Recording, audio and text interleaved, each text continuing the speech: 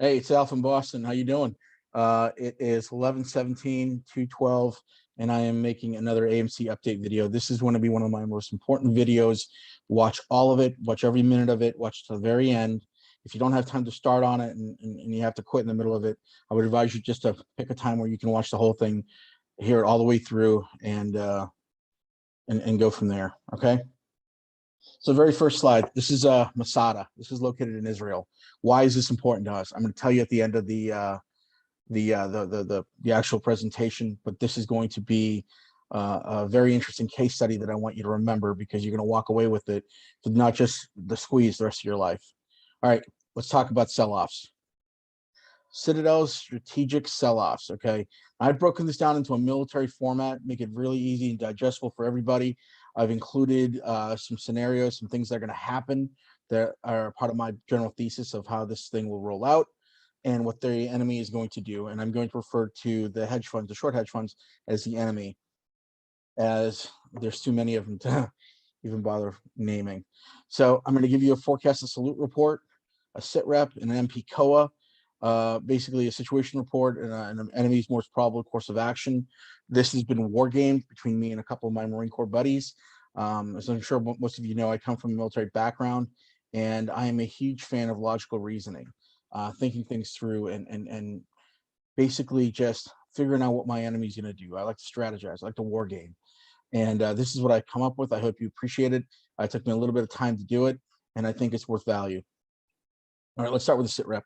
So right now, as it stands, Citadel is in its final stages of planning for the Infinity Squeeze. They're getting all their ducks in a row to strike to make sure this thing doesn't happen the way we want it to. And they're doing this by coordinating with their industry partners, other hedge funds, banks, vendors, and anyone that's mission critical for them. Okay. The largest shareholders are in the United States, but that doesn't mean that the shareholders overseas in Japan and Scotland and Ireland, and Germany and Canada and all those other places are not going to get the business from the enemy. They are. So what they're doing right now is they're mission critical partners that are around globally. They're working with them. They're partnering with them, right? They want to make sure that everything goes according to their plan, and there's nothing we can do about it. We have to let them do what they have to do. It's just that simple. Now, this is an extinction level event, right? So in terms of the individual enemy employee, they're in a state of complete panic. There's fear, there's anxiety, there's this deep depression. The morale is very low, and it's going to affect them during the squeeze. The psychiatry will tell you that when people are in a state of fear and anxiety and the depression kicks in, they're going to make mistakes. It is just a matter of time. They will make a mistake either in the coding or some kind of computer error or some kind of judgmental error, and you're going to see that play into our advantage. We don't have to do anything. We just need to watch them basically go down in flames, believe it or not. But they are coordinating, right, with past security heads from the SEC, influential financial leaders, the Bernankes of this world, the whoever, former Goldman Sachs CEOs, whoever. These financial leaders are going to be the ones that advocate for a bailout for them, or grace from the government, or DTC, or whoever else, right? They're going to meet with their clients, their lenders, and anyone that's a business stakeholder as a contingency, and they're doing that now, and they're letting them know this is about to happen if they haven't done already, and they should be prepared for it. Are they going to cut off and allow the, or just stop the denial of, money going to their clients, the redemption period? I don't know. It's hard to say, but anything's possible. These guys did it. No way they could do it again. So let's not, we can't speculate on it. But I do expect them to use deliberate stall techniques and time buying events that are carefully being mapped out, whatever those things might be. Nobody knows really. We just know that it's coming. We just don't know in what form. We can expect anything to do with the market that is kind of wonky, that adversely affects us, or just questions the manner in which this whole thing is done. As a stall technique, it is a staged event. It is something that is planned out and something that they're doing. Okay. Now, their biggest thing, right, in my opinion, is managing their risk exposure, right? They are coming up with numbers. They're having everybody stand by. They're doing all the due diligence. They're getting the lawyers lined up. They're getting the marketing team lined up. So, and the FUD factory on standby. Why? Because they want as much FUD going out during the squeeze so people don't FOMO buy. Remember that? And that's where you, if you want to, tell all your friends and family to but quickly buy in, you should. If you want to go to, other, not, I mean, of course, this isn't financial advice, but if you wanted to go to, let's say, a Facebook or a Twitter or another handle and, whatever, another social media platform and tell everybody that this is happening and everyone should jump in, you have the right to do that, of course, because you have freedom of speech. That's just my opinion on there. But for retail investors, we're looking good. We are looking very good. We'll be looking better in a few weeks, but it is what it is right now. In reality, the bleeding has increased, right? The steady flow of blood is starting to pick up.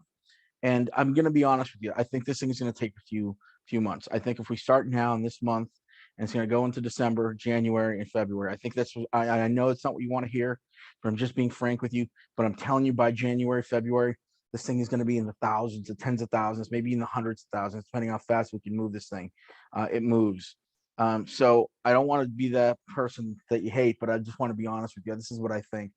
And I think it's going to go into next year. And I think the amount of money that we're going to get in February, January timeframe will make up for any inconvenience for a shitty holiday. I mean, for lack of a better phrase, yeah, it's going to be a shitty Christmas. It's going to be a shitty New Year. You're going to be tight with your money. And that's okay, because when this thing starts to really take off, my goodness, you will never have to worry about another bad holiday ever again. And it's going to be great for you. Don't worry about that. With this expectation that during this whole thing, this process that we're going to go through, that you're going to fold somewhere in that timeline before the squeeze starts, during the squeeze, in the middle of the squeeze, or at the very end of the squeeze, which we're going to discuss a little later. Okay. So that's what's going on right now in our world against the enemy and us. They're planning. They're doing everything they need to do. They're getting their lawyers. They're getting their people lined up, and it is a heinous place to work right now. I promise you, it is toxic right now. Nothing's leaked out, but things are going to start leaking very soon. And people talk, and eventually things get out. And everyone's on standby, and it is what it is, and that's okay. All right, let's talk about institutional investors. All right, this is the salute report for institutions. All right, there's 381 of them. Right, we don't know who is who. We don't know who's friendly and who's foe. We do know that it's composed of banks, hedge funds, insurance companies, investment advisory groups, pension funds, private equity, company holding companies, corporations, governments, if you can imagine, trusts, brokerages, and of course sovereign wealth funds, which is really interesting. I didn't really picture them, but they were in the mix in the Bloomberg report. By the way, all my data sources are coming directly from Bloomberg. I'm not making any of these names up. I don't know any. These companies are actually real. Their activities these are all the sellers, and that's what they're going to be doing during the squeeze with us. We don't know who's working for who, what their magic number is, but we know that we'll see them in the mix, and we know that they're going to sell at one point. Where are they located? They're all over the world. There's France, Sweden, you name it. It's everywhere. These guys are everywhere. Who do they work for? Most of them are individual institutional portfolios. They're companies that they represent themselves. They have their stakeholders, their shareholders. We don't know who those people are, though. But we do know some of them, maybe all of them. Who knows? Are Citadel Confederates, enemies. Now, this enemy has got a relationship or a promise that was made by, this institutions were made promises, by Citadel and the enemy for whatever it is. Maybe it's IT coding. Maybe the currency isn't really currency. It's not money. It's technology. It's coding. It's algorithms. Nobody knows though. But they are armed. They are equipped. They got fast computers. They get support from Citadel and any of the shorting hedge funds, the enemy, of course. And they have margin, and they have all the things they need to make our squeeze very miserable. And I want you to be aware of that. So how is this going to work out? How does the actual squeeze happen? And what's Citadel going to be doing? Very simple. I'm going to give you a graph, right? This is it. This is Citadel, the enemy. And we're going to also lump in all the 25, 50 other hedge funds that are shorting AMC and GME in this, right? So they use strategic covert communications, right? That means phone apps, Signal, Proton Mail, WhatsApp. They're so conniving and devious. They use dating websites like Plenty of Fish.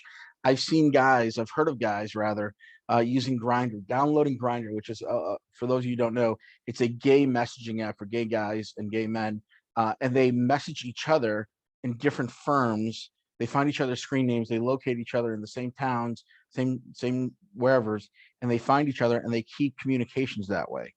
And of course, if the SEC raids or the FBI raids the place, and they're going to look for Signal, Proton Mail, emails, faxes, but they're not going to look in the dating app sites. It's going to be considered intrusive. But in those dating app sites like Grindr or Plenty of Fish or whatever, Tinder, there's going to be communications. It's layered, and I'm telling you, that's how they do it. I know this because during a political campaign I worked on, we knew that our phones were compromised. So somebody came up with this bright idea of downloading Grindr for all the phones, and we communicated that way. So this is something that people are going to be doing. It's innocuous. There's these messenger apps that are just very plain and whatever, and they could be sending encoded messages. Nobody knows. They could have the Enigma book for each one. Nobody knows. But what we do know, and I've laid out the ones that are friendlies.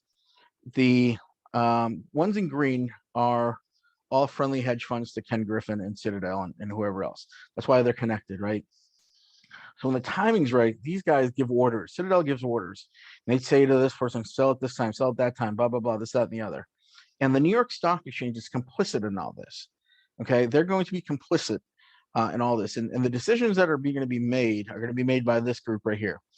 The head of trading, wherever that is, the director, the chief strategist of the squeeze, the guy that's going to orchestrate everything, the coordinators, the guy that's calling up all the funds, the banks, whoever, institutions, you name it, all the friendlies for them, the chief risk officer, which we talked about, chief investment officer, and of course the devil himself, Ken. Okay, this is how it's all going to work out. This is how they're going to map it out. This is how they're going to strategically bring the short squeeze down to a dribble, really. And we're not going to let that happen because I have a strategy for that as well. But this is how, take a look, they're connected to all these institutions and organizations. They've worked together. They're colleagues. A lot of them went to the same school.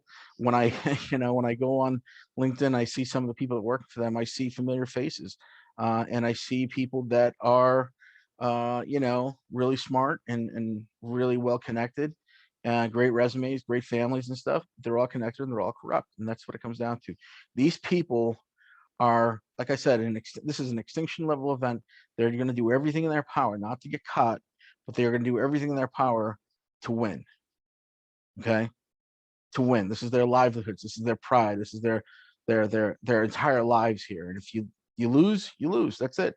Let me lay out the relationships here. Here's Ken in the middle, right? Here's the New York Stock Exchange, and that's Jeffrey. Jeffrey is the CEO and president. I think it might be Cunningham right now, but he owns this. He owns the New York Stock Exchange. So what's his connection to Ken Griffin? Ken Griffin paid millions of dollars to various political organizations, PACs, to his wife right here, the former senator, or I don't know if she was a senator or not, but she made it up. But he donated a ton of money to her, and she is she's the wife of this chap, Jeffrey, the head of the New York Stock Exchange. Sprecher, I think is his last name. Of course, there's Mike Pence and whatnot, but they're all in bed with each other, and there will be fuckery, in my opinion, from New York Stock Exchange. So absolutely be there. And of course, Kenny's best buddy, Mr. Stevie Cohen of SAC Capital, now 0.72 out of Stanford. And of course, all the other small hedge funds that are out there. Let me explain to you how hedge funds work and how they're like there's a plant called Mother of 1,000. Okay, Mother of 1,000. It's a plant. This one plant does something very unique. You put it somewhere, you water it, you grow it, and it reproduces without having to. In other words, it grows and it takes away some of its spawn, it cuts it off, and it allows it to grow on its own. So it has this pollinating the world type thing where it's like it's growing little seeds and it does it by itself, and it just makes a million of these other plants, all the same variety.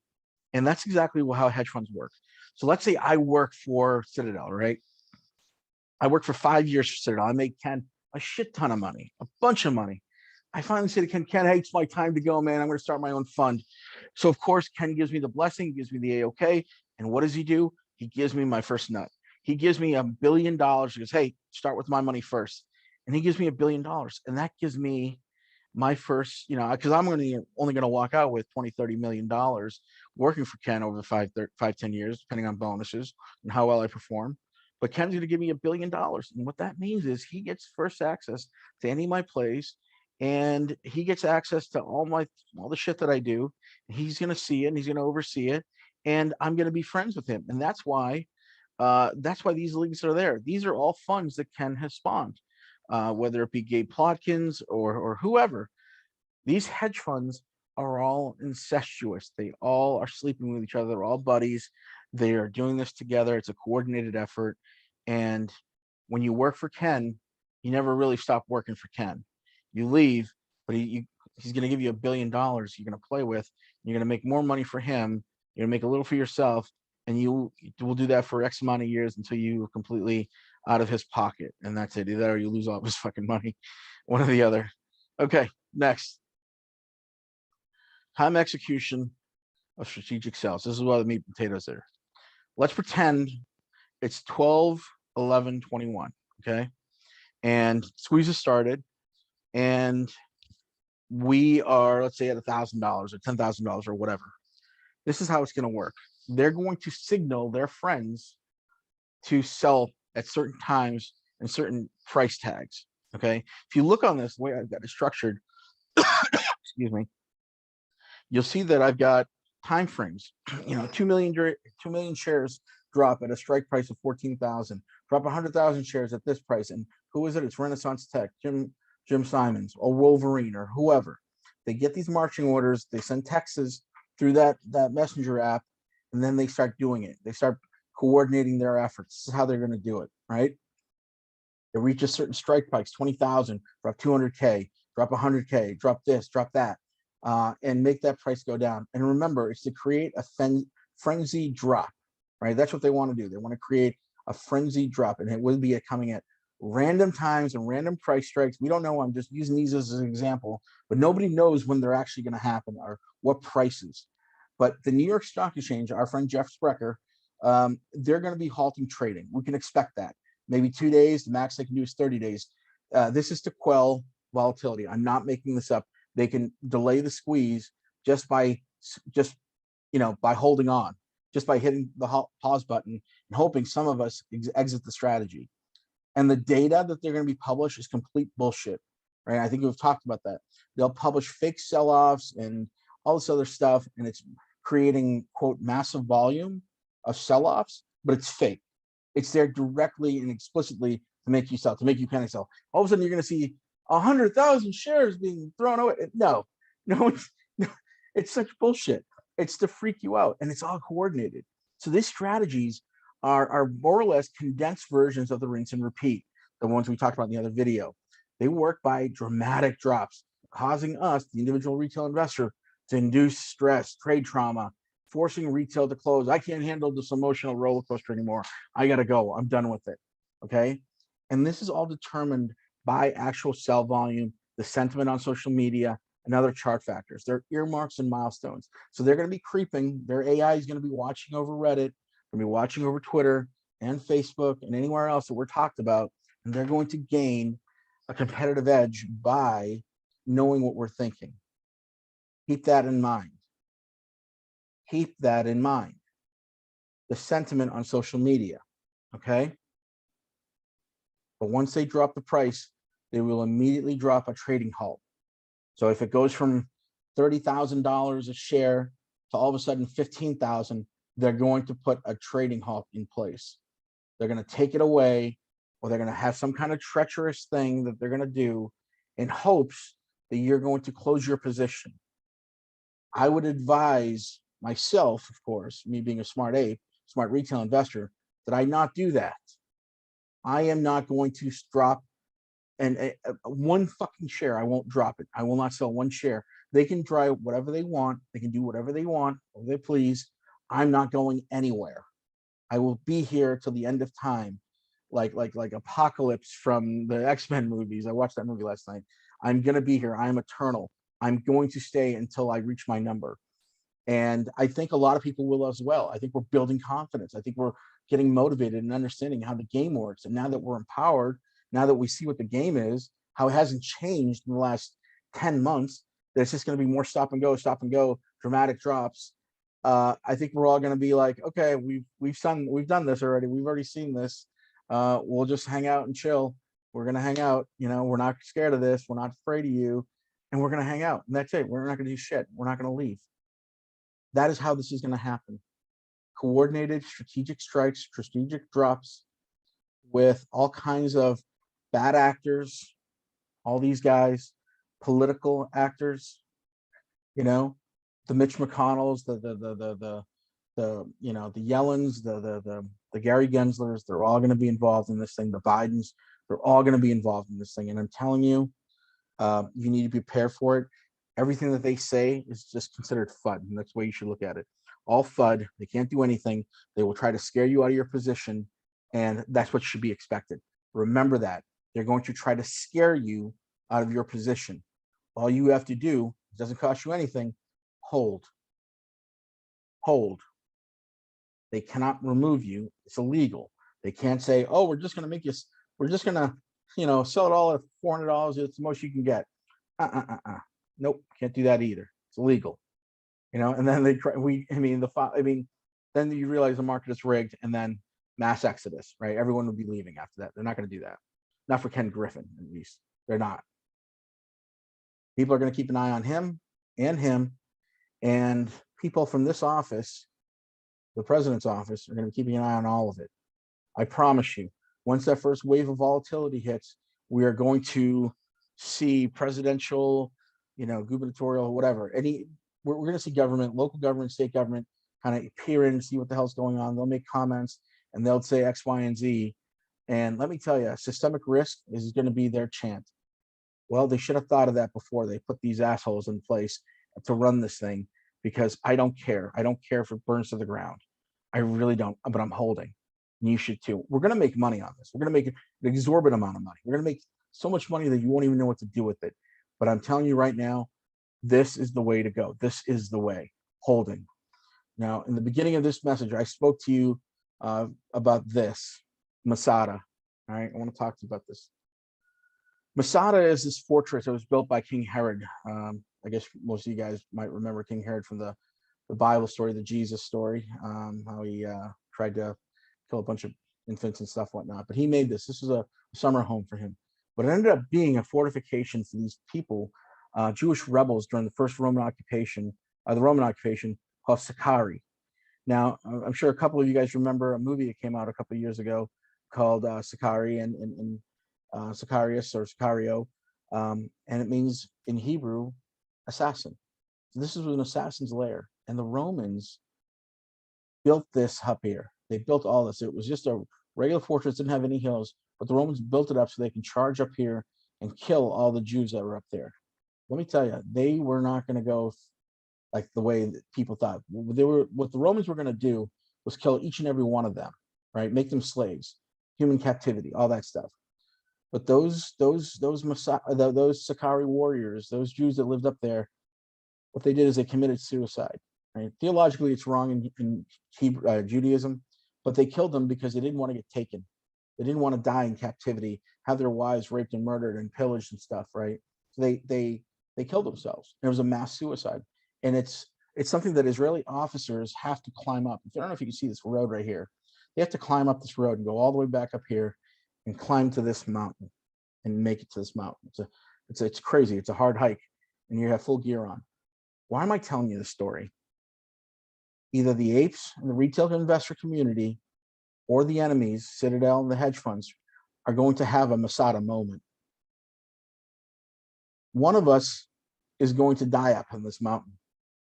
And it's all determined on if you want to hold or not. Do you want to hold? Do you want to save, your family from generational poverty by holding? If you do, then they will die. If you want to paper hand and fold out early, then it's all over. You deserve what you get.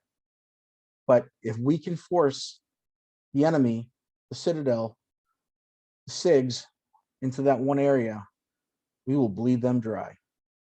there'll be nothing left, and they will be forced to die out here. They will bleed to death, and it will be their form of suicide. We are going to win.